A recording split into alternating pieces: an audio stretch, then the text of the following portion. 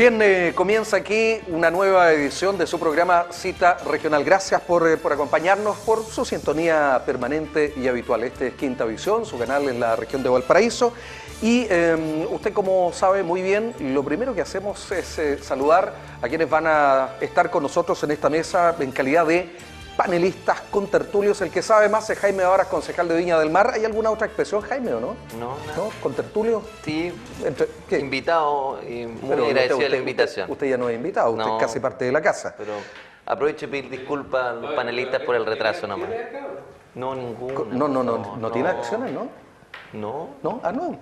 Bueno, bueno, un gusto saludarlo y poder compartir esta mesa de conversación. digamos que Víctor Andaur, concejal de Viña del Mar, también está. Este es como la zona, el flanco de los concejales de Viña. Claro. ¿Sí? ¿Cómo está, Víctor? Hola, gracias por la invitación y un saludo a todos los oyentes y a la gente del Sí. canal. Pablo Cast, decía, diputado electo por el distrito 6 de Ópolis, decía la bancada de concejales de Viña, bien. de Viña. Hola, ¿cómo están? Carlos, Daniel, Jaime, Víctor.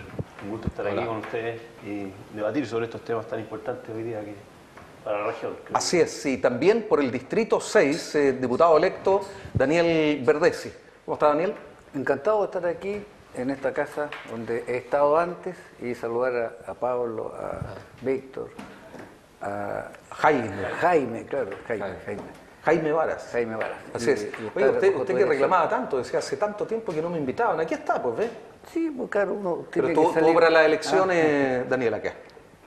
¿Tuvo para las elecciones? Sí. Ahí estuvo. Yo estuve invitado en un programa donde Tiene grabado. donde descartaron de que iba a salir electo, así que... No, y perdón, ¿lo descartaron?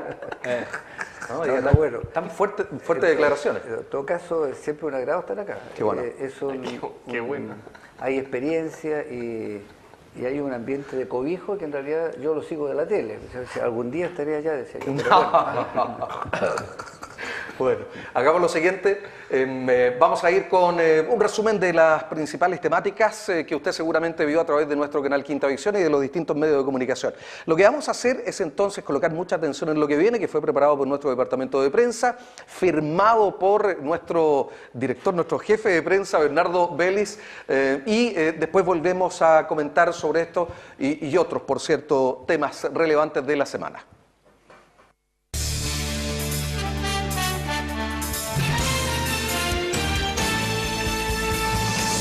Luego que el gobierno lo hiciera retornar de sus vacaciones que había iniciado en Miami, en plena polémica por la acusación del Ministerio Público que las pruebas en la operación Huracán fueron manipuladas por la institución, el ministro del Interior descartó que el director general de Carabineros, Bruno Villalobos, renunciara a su cargo.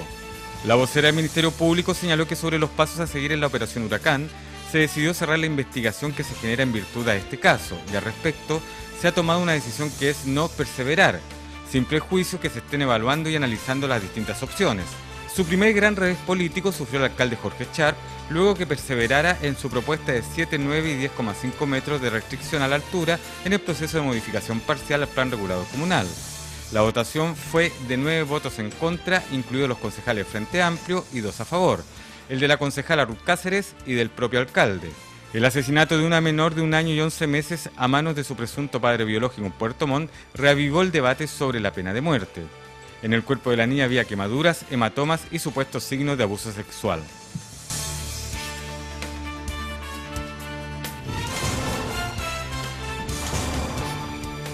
Sí, el último de los temas no va a quedar ajeno a la conversación.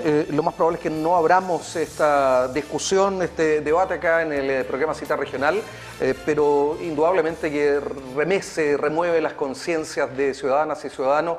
Muchos de ellos, por cierto, hoy día, a propósito de la ley Sofía, que quieren poder motivar de trabajar, y por cierto, para que ningún menor muera en condiciones tremendas o en circunstancias trágicas, es lo que ha hecho que la pena de muerte, ¿no es cierto?, vuelva a quedar en la mesa de conversación. Pero de ello estaremos hablando al final. Voy a comenzar con Jaime Varas, y todo a propósito, sí, efectivamente el ministro del Interior dijo, en ningún momento se pensó en la renuncia del general director de Carabineros, y así fue, interrumpió sus vacaciones, volvió y se le ha encomendado una tarea importante a realizar. Sí, no, obviamente acá la gran perjudicada son la ciudadanía, en el caso de la región de Araucanía. Acá, más allá de esta pelea mediática y que está en la práctica ya desatada entre Carabineros y la Fiscalía de la 9ª región, acá uno lo que tiene que lamentar es que, en definitiva, al día de hoy todavía no se sabe quiénes son los responsables de estos ataques incendiarios. Y claramente acá el gran derrotado es el gobierno. Acá se había jugado sus opciones el subsecretario Lewy en los resultados de esta operación. Se habían mostrado un cierto éxito con los resultados iniciales, y lo que uno espera como cualquier ciudadano es que esto se pueda llegar a la verdad, saber qué sucedió finalmente con los peritajes, con la información que daba cuenta, porque acá obviamente hoy día hay dos versiones y lo que esperamos saber es cuál es la verdad. Ahora, respecto de la posible reapertura de la investigación, aquí esta no es una hipótesis, no hay posibilidad al menos. Por lo tanto, saber de los responsables. No, yo creo que acá esta región, lamentablemente, en cuanto a su lucha contra el terrorismo, va a tener que esperar hasta el 11 de marzo, en que asuman las nuevas autoridades de la región. Acá la Fiscalía tiene su posición, obviamente ha defendido la investigación, ya lo declaraba la vocera de la Fiscalía Regional. El gobierno está perseverando porque hay que tener presente que hay una querella presentada por el Ministerio del Interior, pero yo no, la verdad las cosas que uno no ve poco futuro en esa investigación al menos, y esperar entre otras cosas el peritaje que va a realizar el FBI, que va a ser un peritaje externo a los computadores, a todos los equipos con que se trabajó en esta investigación, porque la verdad es que resulta lamentable y son versiones absolutamente contradictorias, que hay que tener presente que a la Fiscalía se le acusó en su minuto de filtrar información junto con la NIN, y pareciera que la defensa ante esa acusación fue decir, oye, acá hubo pruebas falsas, hubo manipulación de información, y eso es lo que la justicia va a tener que dilucidar. Gracias, Jaime Víctor. Definitivamente nada va a ocurrir al término de este gobierno. Hay que esperar entonces que la situación allá en la Araucanía pueda tener una calma o entrar en ella en el gobierno de Sebastián Piñera. Mira, yo creo que el tema allí es un tema mucho más de fondo. Hay una situación que hoy día se da en la Araucanía, y principalmente un conflicto no solamente étnico, sino también de tipo social. Obviamente que es una zona, hoy día la Araucanía es la zona más postrera, digamos, la zona que, digamos, en términos económicos y de avances sociales, más retrasada. Por lo tanto, ahí yo creo que más esta situación puntual que se da, que pueden ser parte de las utilizaciones propias de los institutos armados, que utilizan este tipo de táctica, indudablemente para averiguar información, yo creo que hay que ir al tema de fondo. Y eso es un poco las demandas que en este caso allí el pueblo un poco ha estado levantando. Imagínate, yo desde el punto de vista económico, tú sabes que ahí se hace repartición de tierra. Esos son pueblos evidentemente agrícolas, viven en este caso de lo que allí producen, por las características de que es un lugar asequible, digamos, en esos términos, y se le entregan una cantidad de metros que no te permite, digamos, desarrollarte y permite además el desarrollo de la comunidad en sí. Estoy hablando de la actividad económica esencial para el desarrollo de una zona. Y por lo tanto eso ha sido la pelea por los espacios, que generalmente en este caso los grupos, digamos, instalados, los que son las forestales, qué sé yo, y otras instancias, simplemente se han instalado y han monopolizado en relación a eso. No digo que las forestales no deben estar, pero obviamente tiene que producirse como una manera de superar, de avanzar en la idea que ellos, bueno, dentro de las peticiones y las demandas que ellos levantan, se pudiesen realmente tomar en serio. Porque hasta ahora, es decir, se toma el problema, se discute, se aborda, hay alguna, pero no se va al meollo, no se va al fondo, en el sentido que hay que ver lo que es una demanda social, cultural, que se refiere y hay que tener una respuesta concreta para ello. Gracias, Víctor. Pablo, poder alcanzar lo que menciona, que sin duda ese es el fondo, nos tomaría una buena cantidad de tiempo. Es que yo difiero de que aquí se están mezclando dos temas, creo yo, en la discusión, y creo que a nivel país también se han ido mezclando dos temas que son distintos. El primero tiene que ver con un problema social grave que existe hoy día en la Araucanía, que tiene que ver con un tema de violencia dura, que en algunos casos ¿Terrorismo? se podrá calificar como terrorismo, en otros casos no, pero el problema de fondo es que existe una violencia desatada, abierta, y que no necesariamente tiene relación con el tema mapuche. O sea, yo creo que aquí en Chile se han mezclado ambos temas, pero no hay ninguna sentencia ni ningún caso serio, ningún antecedente serio que permita mezclarlo. ¿O se ha mezclado intencionalmente? Se ha mezclado intencionalmente, y yo creo que hay grupos extremistas, sobre todo de extrema izquierda, que han tratado de mezclarlo, y también de extrema derecha también tratan de mencionarlo para contaminar el proceso. Porque aquí el tema social, como bien mencionaba don Víctor, tiene que ver con cosas mucho más profundas, históricas, que sin duda que hay que enfrentar y hacerse cargo.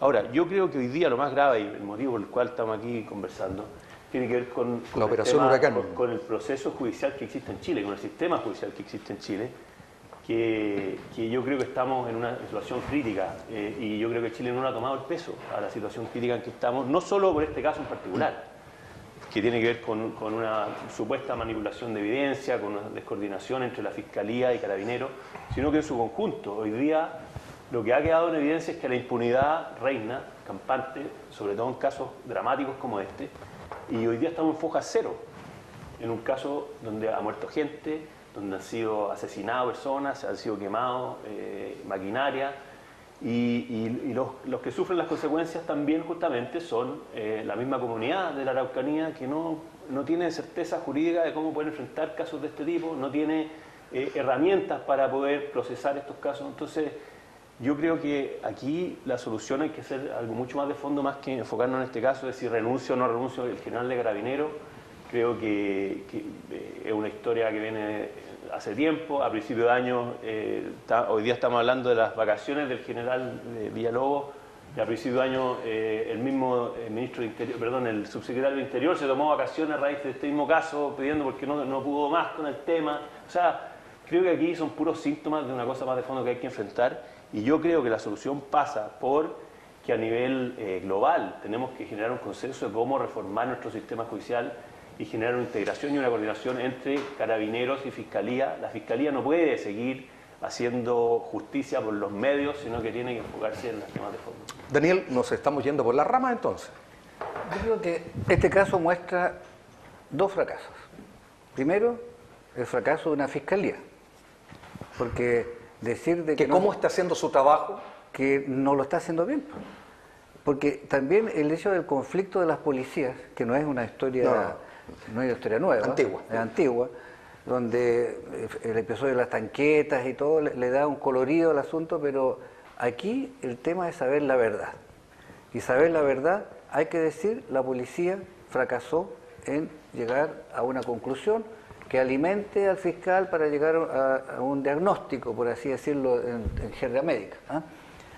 Yo pienso que la afirmación que hace la Fiscalía respecto de Carabineros debe ser probada. Primero, o sea, tú no puedes decir esto es una falsificación porque es una imputación grave que Carabineros tiene el derecho, como todo debido proceso, a demostrar si es o no es así. Fue lo que dijo el ministro del Interior. Exactamente, eso es grave y tiene que ser probado. Ahora, pareciera que el fiscal quedó con la convicción de que era así, pero él no es el juez. Es otra la instancia que tiene que decir si esto ocurrió o no ocurrió así. Pero teniendo en cuenta todos los antecedentes previos, y efectivamente de que aquí hay un tema mayor, y creo que les ha quedado, con todo respeto, como poncho el caso, porque aquí hay varios factores que entran en juego.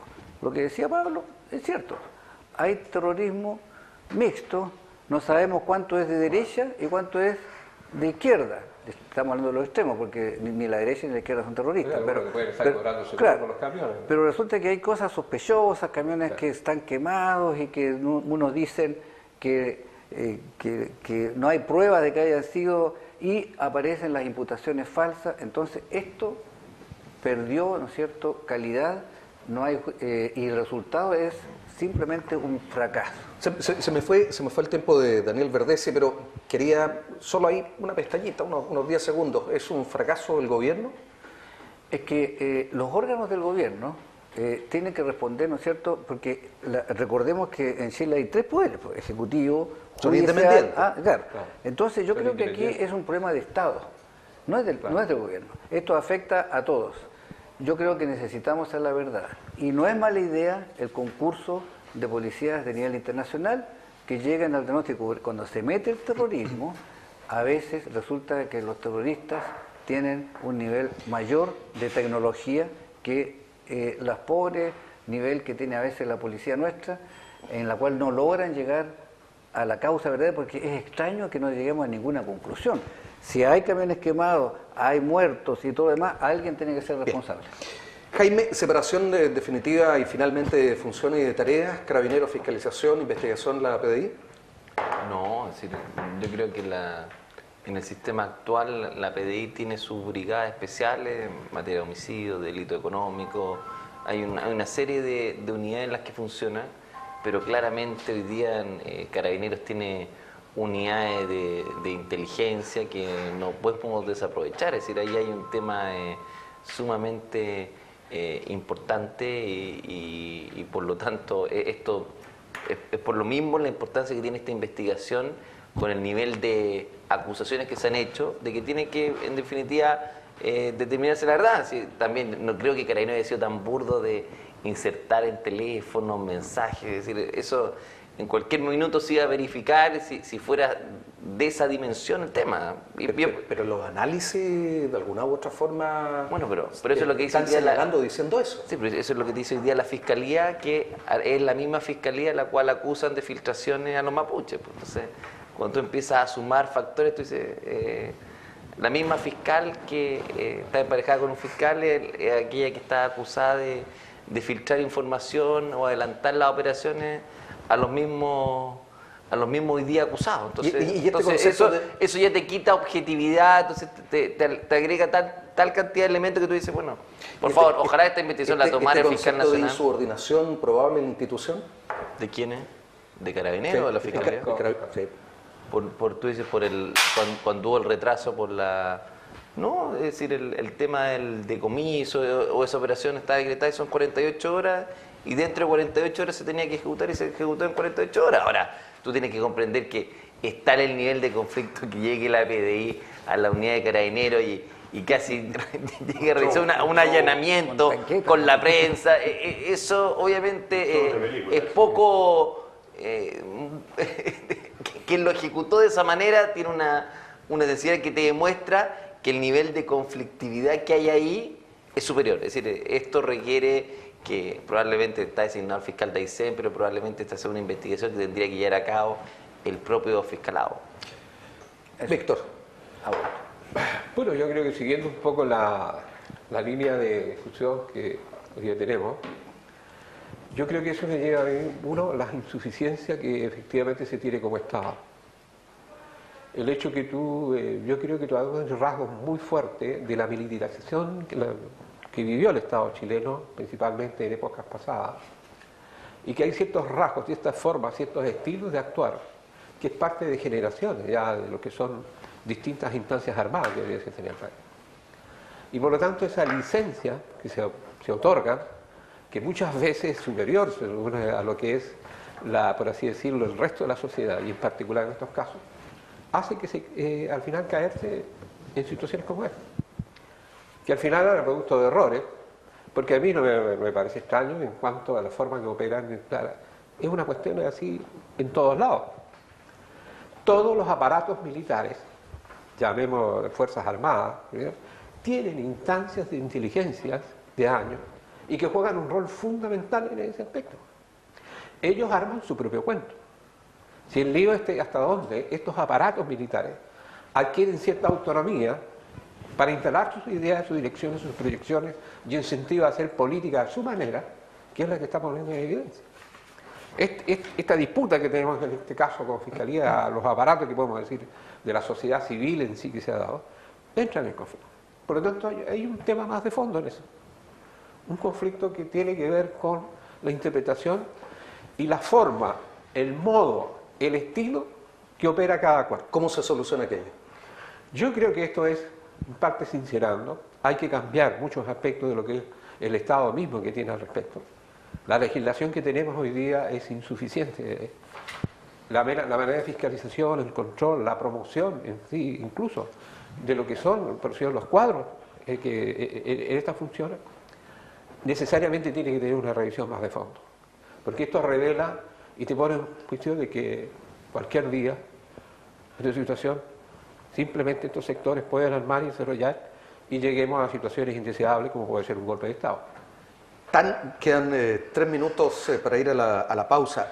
¿Tan profundo es el hoyo como lo anuncia Víctor, Pablo?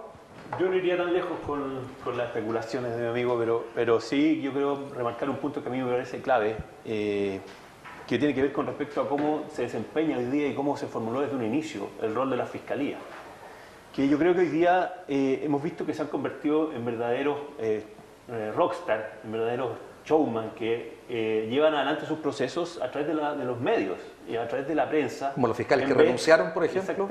También ese es otro ejemplo, pero hemos visto muchos casos en Chile en donde los procesos de ellos se llevan a través de la prensa o los medios, se filtran, se ocupan incluso las filtraciones como herramientas de intervención en el proceso. Eso me parece nefasto para un sistema judicial. Eso en Argentina es bastante común.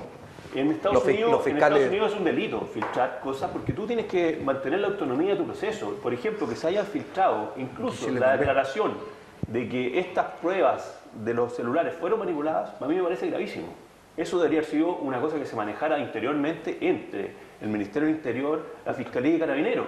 Y que una vez que se determinara si esas pruebas eran efectivas o no, se ventilara y se sacara la conclusión abierta. No podemos estar hoy día con la ciudadanía especulando, inventando o elucubrando teorías conspirativas de lo que está pasando detrás, ¿te fijas?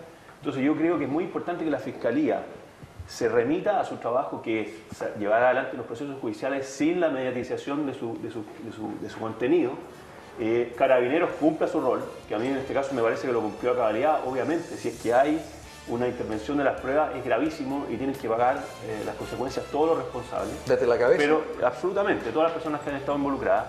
Pero a mí me parece que hoy día el conflicto se ha generado desde la Fiscalía. Yo, la verdad que Carabineros no le asigno responsabilidad en eso, salvo lo que puede pasar en cualquier organismo del Estado, que exista corrupción y que los incentivos estén mal puestos para que se llegue a una situación como esta. ¿La opinión cambia si es que se comprueba efectivamente lo contrario? No, para nada. Para mí, en caso de que se comprueba lo contrario, debería haber sido justo el momento en que la Fiscalía o el organismo que corresponda emita esta comunicación y informe a la ciudadanía. Ok, entiendo que no quiero interrumpir a Daniel Verdesi. Le voy a dar los 3 minutos, luego la vuelta de la pausa que separa el primero con el segundo bloque de Cita Regional. Recordarle que estamos con Pablo Kast, diputado electo por el Distrito 6, en el mismo distrito, Daniel Verdesi también, diputado electo, Jaime Varas, concejal de Viña del Mar, y Víctor Andaur, igualmente concejal de la Ciudad Jardín. Viene ya el Festival de los Festivales para ustedes. Yo me imagino, ¿usted va a la gala? Son las obligaciones del cargo. Perdón, ¿usted va a la gala? No, yo dejé de ir. Regala la entrada. Bueno, yo quiero ir, así es que no hay ningún problema que la regale. Vamos con el... Claro, por si acaso lo dijo usted. Negociamos en la pausa. Volvemos en un instante.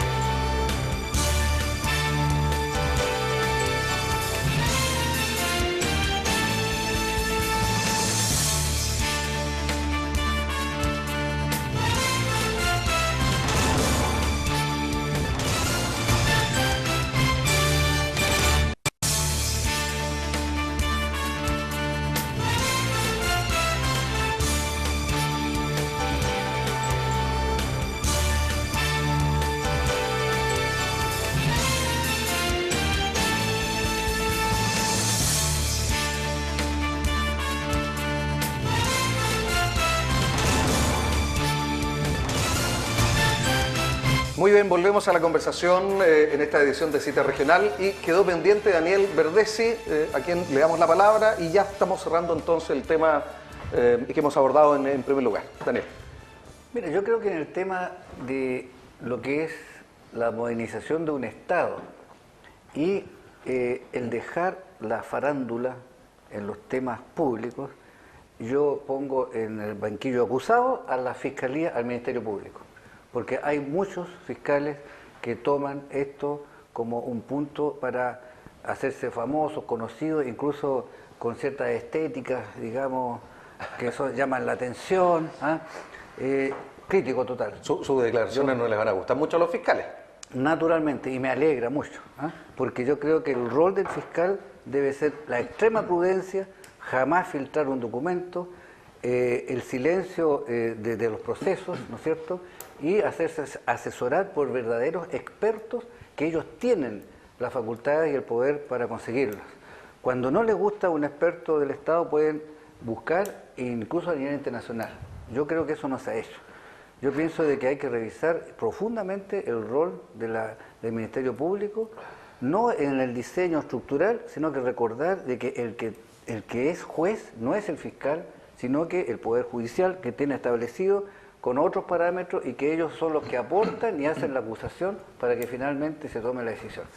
Yo honradamente creo que tenemos una cuenta pendiente en ese tema porque tanto la judicialización de la política, lo cual destruye en el fondo los cimientos de lo que debe ser el rol público. El rol público es algo muy serio. Tendríamos lo mismo que si tuviéramos directores de servicio, ¿no es cierto?, que fueran rockstar, como decía Pablo, ¿no es cierto? Eso no es un rol correcto. Yo pienso que la prudencia, el silencio, el respetar la posibilidad de la inocencia del otro, del que está siendo juzgado, es algo que está pendiente. Pero las cámaras tientan, pues, Daniela.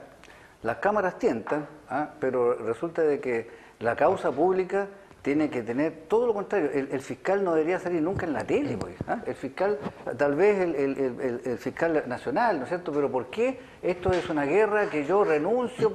Eso me parece un show mediático inaceptable. Yo pienso de que ha llegado el momento en que tomemos la causa pública como lo que es, algo serio, algo responsable y algo en la cual nosotros tenemos que tener todas las medidas como para que esto vuelva al cauce correcto.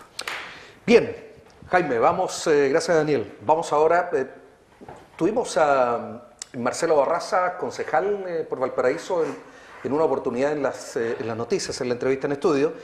Y a propósito de la situación que se había dado en Valparaíso, precisamente por esta discusión, este acuerdo previo de los 12 metros, por el reclamo de los comités de vivienda que incluso se habían afectados por esta propuesta, entendemos, resultante de un proceso ciudadano que encabezaba el alcalde Charp, de los 9, 10,5, bueno ya de hecho sí, 7, 9 y 10,5 metros, que la verdad algunos dicen cuál es la diferencia entre los 9 y los 10,5.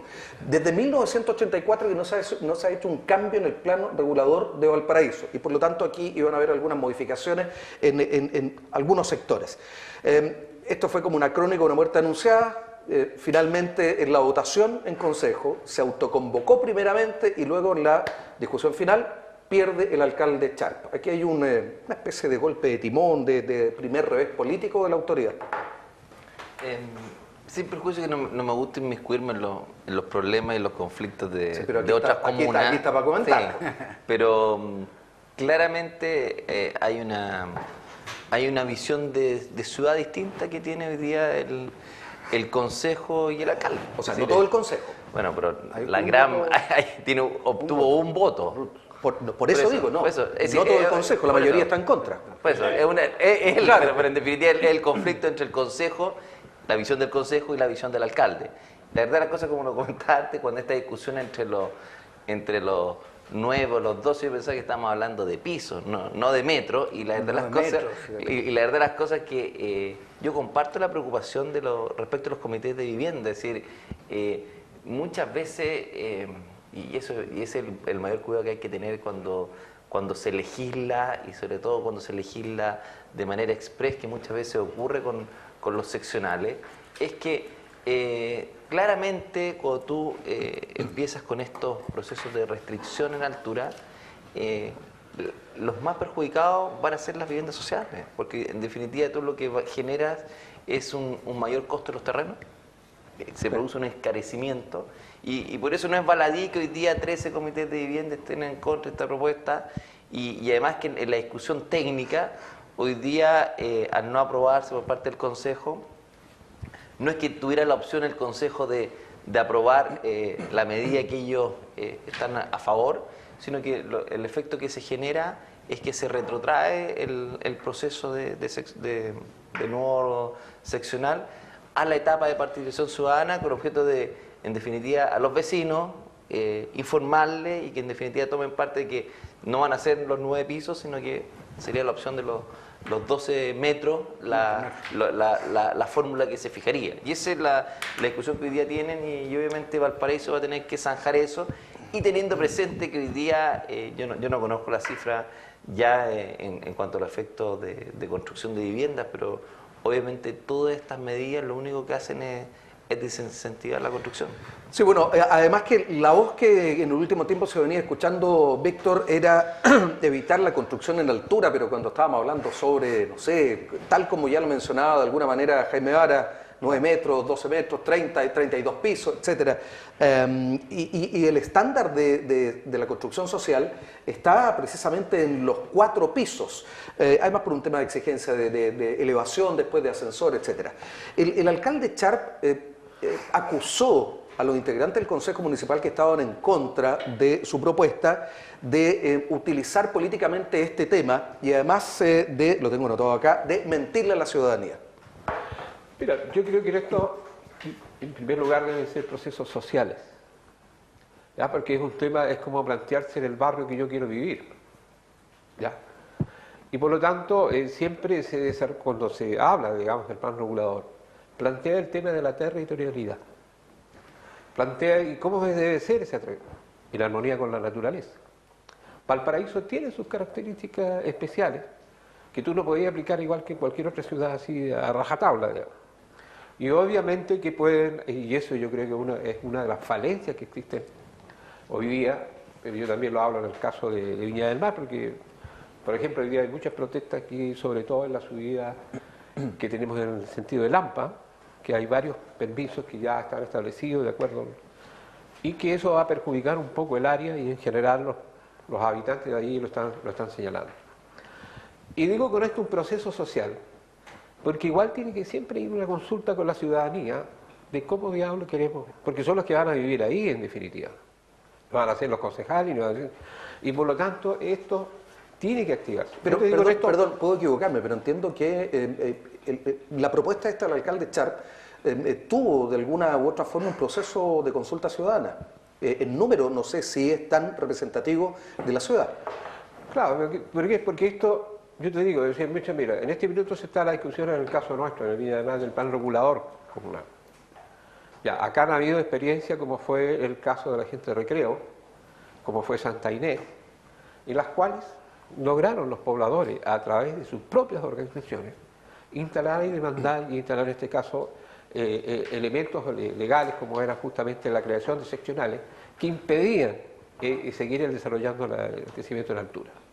Y por cierto, había una altura limitada, por ejemplo, en el caso de Santa Inés, se llega hasta los 5 pisos, de acuerdo a lo que se llama seccional, y que seguramente eso va a ser ratificado en lo que es el plan regulador. Y lo mismo se da en el caso, digamos, en el sector de Recreo. Y esos surgieron de acción de los propios pobladores. Y yo creo que eso es en alguna medida que quienes vienen donde quiero vivir, cómo quiero mi barrio, debe ser el elemento, el sentimiento que en definitiva se instale y que sea un poco el conductor de a dónde se quiere llegar. Y por cierto, que las autoridades en el sentido correspondiente, tomando en consideración esto, que es el proceso democrático más libre, más despierto, más directo, digamos. Ahora, este sector claramente dinamiza la economía por la generación de mano de obra, Pablo, y naturalmente del otro costado está el hecho de que nadie quiere que de un día para otro, como solemos ver en información o en noticias de la capital, en que de un día para otro alguien con una vivienda de 1 o 2 pisos se encuentra con una torre de 30 y le tapó la vista y toda su privacidad. No, por supuesto, yo creo que hay que partir aquí diciendo que todos estos procesos de renovación urbana, de desarrollo urbano, sobre todo en una ciudad tan compleja como Valparaíso, es algo que es un desafío mayor y que tiene complejidades que no podemos simplificarlas, creo yo, a las instancias que hoy día se están planteando. Yo creo que el alcalde Charp en esto ha sido muy simplista para entender el problema. Creo que ha sido, también lo ha mediatizado, también hay un incentivo perverso entre la autoridad política involucrándose en estos procesos, porque obviamente que rinde políticamente tomar estas causas ciudadanas haciéndose el defensor de... Pero si fuera así, esto fue un tiro por la culata o se disparó en los pies. Sí, pero es que más allá del caso, yo no quiero quedarme en este proceso particular porque entiendo que las causas y los argumentos de un lado o de otro para rechazarlo o aprobarlo serán las propias de cada uno tendrá sus versiones. Sí tengo conocimiento de que hay críticas a la profundidad del proceso de consulta ciudadana que se hizo, que no se consultó a todas las organizaciones, sino que se hizo más bien una cosa en donde los que participaron fueron más bien los que siempre están movilizados por esta causa, más que hacer una cosa profunda y con estudios más técnicos, y vemos la principal evidencia de eso es que afecta incluso proyectos de vivienda social, cosa que es grave, creo yo. Pero yo creo que, yendo un poco más allá en esto, creo que se ha tomado de una forma muy simple este proceso. No olvidemos que el organismo encargado de desarrollar las políticas de desarrollo comunal y territorial no es la alcaldía, no es el alcalde. Existe un organismo independiente, la Secretaría de Planificación, la Dirección de Obras también es un órgano independiente que es el que es encargado de este proceso. Y finalmente la Seremía de Vivienda. Y la Seremía de Vivienda y los organismos, claro, y el Ministerio. Entonces yo creo que esto hay que enfrentarlo con una mayor profundidad. Creo que para Valparaíso específicamente es grave que no enfrentemos este problema de planificación de una manera mucho más contundente, con modelos innovadores. Yo creo que Valparaíso requiere modelos innovadores especialmente por su patrimonio que hay que preservar, y creo que el camino no es el que está tomando hoy día el alcalde Char, que es mediatizar esto y no involucrar todo un proceso técnico que está detrás. Bien, Daniel. Yo creo que esto es un proceso en el cual la primera etapa está en cuál es el arquitecto de ciudad, la arquitectura de ciudad que queremos. ¿Usted cree que esta es una derrota política del alcalde Char? Yo creo que, pero es un tema antiguo esto, justamente que Valparaíso, la definición, ¿qué quiero hacer? Que es el mismo lío que tiene que es puerto. Portuaria, universitaria. Hay un problema de definición turística que deberían resolver los propios porteños. Daniel. Hay ciudades como Pucón que definieron cómo era su arquitectura, y en La Serena, y no hay ningún pecado establecer límites claros y precisos, pero primero la arquitectura urbana se define en conjunto, ¿no es cierto?, con los ciudadanos. Obviamente que hay algunos que pierden y otros que ganan cuando se trata de no hacer tantos pisos, etcétera, y en el lugar donde se hace. Pero aquí el proceso está malo por todos lados, porque primero, ¿cuál es la arquitectura urbana que quiere Valparaíso? Los cerros. ¿Cuál es la limitación que se va a hacer? Si se pone el límite de 12 metros, claro, cabe el edificio social, ¿no es cierto?, y queda arriba. Pero eso, cuando un arquitecto urbano dice, yo creo que nosotros tenemos que tomar la decisión, cuando el municipio toma la decisión que vamos a tener ciertos límites, tiene que haber un proceso de inducción a la ciudadanía para que finalmente los mismos ciudadanos digan, en ese proceso de participación transparente, cuál es la ciudad que quieren. Por supuesto de que cuando pasó todo este tema de que el edificio de altura que se pone delante en el borde costero y limita es un pecado social, porque estamos quitándole la posibilidad de ver. Pero ¿qué pasa con los cerros? ¿Cuál es el límite? Eso tiene que ser en un proceso. Porque ahí, como dice Pablo, la configuración es distinta de Valparaíso. Exactamente. Y en el tema específico de un consejo que vota 9 contra 2, o sea, un solo voto de un concejal más el voto del alcalde, es una grave derrota política. Ok. Lo anuncié al comienzo del programa. Nos queda un último tema que sin duda ha conmovido por la gravedad del mismo. Francisco Río, de 26 años, de acuerdo a los antecedentes, habría quemado a su hija de 1 año 11 meses, le provocó hematomas, es decir, la golpeó, y hay supuestos signos de abuso sexual. Eso significa que la violó. Reflota una vez más el tema de volver a instaurar en nuestro país la pena de muerte, pero es un tema en discusión y de acuerdo a los acuerdos, o en razón a los acuerdos internacionales que tiene nuestro país, eso no podría ser. Jaime Varas. No, obviamente uno se conmueve con los detalles. De hecho, yo no entró en mayor información en cuanto al detalle de cada uno de los elementos del parte policial y todo eso, porque la verdad es que a uno como padre, uno dice, ¿qué mente enferma pudo haber pasado con este imputado y lo más seguro condenado a un presidio perpetuo calificado? Como tú señalaste al final, acá hay que ser súper responsable, que en definitiva acá en Chile la última persona condenada a muerte, si no me equivoco, fue Cupertino Andaúr, que terminó siendo indultado por el presidente Frey, si no me equivoco, el año, acuérdense, al niño que mató al Zamorano Jones. Entonces, hoy día, efectivamente atendió los convenios internacionales que tiene celebrados con Chile, tiene celebrado Chile con distintos países, nos impediría volver a una pena de muerte. Eso hay que señalarlo súper claro, y cualquiera que hoy día lo enarbole como bandera es bastante irresponsable. En mi posición es que hay ciertos casos que efectivamente se justificaría. Voy a tener que quitarle un minuto al menos. Lo devuelvo. Da la impresión que el tiempo no nos va a alcanzar. No. Víctor, respecto a este tema, ¿cuál es la opinión? Bueno, primero es condenable la acción como tal, y totalmente rechazada. Yo creo que, ahora, yendo a estos temas, para mí, digamos, eso revela que hay una profunda, que está hablando de crisis moral que el país se está desarrollando. En un país, yo recién comentaba previamente de que, me preguntaba, por ejemplo, cómo viene en general la vida en una población, por así decirlo,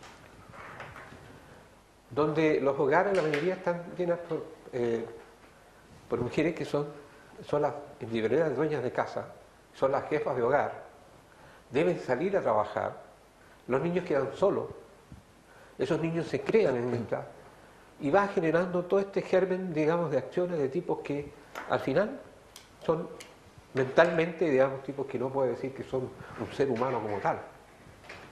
Pero revela, yo reitero esto porque es un tema mucho más de fondo, que tiene que ver con la formación cultural, que tiene que ver con la educación, que tiene que ver con una serie de deberes del Estado, en la cual cómo forma ese ciudadano. Y esas cosas están ausentes en gran parte hoy día. Víctor, voy a tener que quitarle 30 segundos a Víctor. Ahora, sin duda, hay varios de los temas que hemos conversado aquí que son de fondo, pero la ciudadanía reclama hoy claro, una medida fuerte y clara, una señal. Pablo. No, yo no soy partidario en lo absoluto de la pena de muerte, ni de reposicionarla. Sí creo que hay que enfrentar con mucha fuerza procesos de este tipo. Y yo quiero dar un poco vuelta a la pregunta, porque aquí todos nos preguntamos cómo es posible que una persona cometa ese acto, pero también creo que hay que hacerse la pregunta de por qué esa niña está sujeta o expuesta al cuidado de esa persona, digamos. O sea, y eso creo que es un problema social mucho más profundo, como mencionaba nuestro amigo. Nosotros hemos sido súper enfáticos con solicitar al gobierno y a la ciudadanía que nos avale con nuestra agenda de la infancia, en donde podamos generar cobertura y gratuidad completa a lo que es la etapa preescolar. Y lamentablemente en este gobierno no fuimos escuchados, se priorizó entregar los recursos a los adultos que estudian, a los universitarios, y en el medio de la agenda de la infancia, cosa que nosotros creemos que hoy día hay que retomar con mucha fuerza, y el gobierno de Sebastián Piñera se ha comprometido a retomar esta agenda, de tal forma que una niña que tiene 2 años y que esté expuesta a una situación social como esta, pueda estar o resguardada por una institución o esté en una sala cuna gratuita, donde además se le genere incentivos y se les promueva su desarrollo. No solo sea un lugar donde estén los niños guardados, como ocurre hoy día. Ok, gracias, Pablo. Daniel. La inefectividad de la pena de muerte ha sido mostrada en todo el mundo. En Estados Unidos, donde hay estados que comparten uno la pena de muerte y otro, no hay diferencia alguna. En ciudades, o sea, en estados donde hay hasta 500, 1000 ejecutados al año, y los delitos siguen exactamente igual, sin ni siquiera un cambio en el sentido positivo. O sea, no hay un factor de temor de parte del agresor. Por otra parte, efectivamente, yo creo que el tema de fondo es la protección de la infancia. Aquí el delito es social. Aquí una niña queda abandonada y a merced de un loco o de un delincuente que hay que estudiar bien todo el proceso completo como para tener un diagnóstico, y eso sí que se puede avanzar mucho. Ustedes van a ser parte del próximo Parlamento. De promoverse la ley Sofía, ¿la van a apoyar? ¿Endurecer las penas? Endurecer las penas, sí, pena de muerte no. Ok. En mi caso. Igual, o sea, porque la pena de muerte no se puede hacer en Chile de acuerdo a los convenios internacionales que estamos y no estamos de acuerdo con eso. A ver, el último minuto, creo que me quedan 4 exactamente. Jaime, ¿algo que decir de la gala? No, por favor, no. No solamente invitar a todos los televidentes, este domingo se va a realizar en Viña del Mar el evento deportivo popular más grande de Chile, asisten más de 150.000 personas y obviamente es un evento de ciudad, absolutamente gratis, el Sporting abre sus puertas el día de mañana, la gente tradicionalmente acampa en la parte central, hay un evento importante, más de 28 carreras, así que invitar a todos nuestros turistas que este es un evento más de ciudad para poder recibirlo. Sí, y usted algo sabe de ejemplares, de binomios y de carreras, ¿no? Sí, pero están todos cordialmente invitados. ¿Nos da algún dato? ¿Nos deja algún dato? ¿Tiene alguno? Está muy abierta la carrera. Muy bien, bien. No, no puede Víctor, decirlo público. Víctor, no se puede decir públicamente. Después van a devolver Víctor, los vales. el tiempo final. Oye, bueno, agradecer la invitación y, por cierto, bueno, yo voy a un tema un poco más delicado. La preocupación que hay en este minuto en el tema financiero de Viña del Mar. Ayer nos entregaban la última ejecución presupuestaria, digamos, que correspondía al año 2017 y, por supuesto, arrojaba un déficit que Viña hace muchos años no tenía. Y eso es preocupante y hace que una revisión, digamos, de todos los planes. De hecho, hay algunas políticas ya restrictivas que se están aplicando, de recorte. Y es una situación que todo el cuerpo de concejales ha llegado y la pongo en un tema que tal vez pueda ser noticia más adelante. Bien, Pablo. No, agradecer la invitación, esta instancia, poder conversar a ti, Carlos, Daniel, Jaime, Víctor. Creo que vamos para adelante con estas conversaciones, yo creo que la aportan a Chile.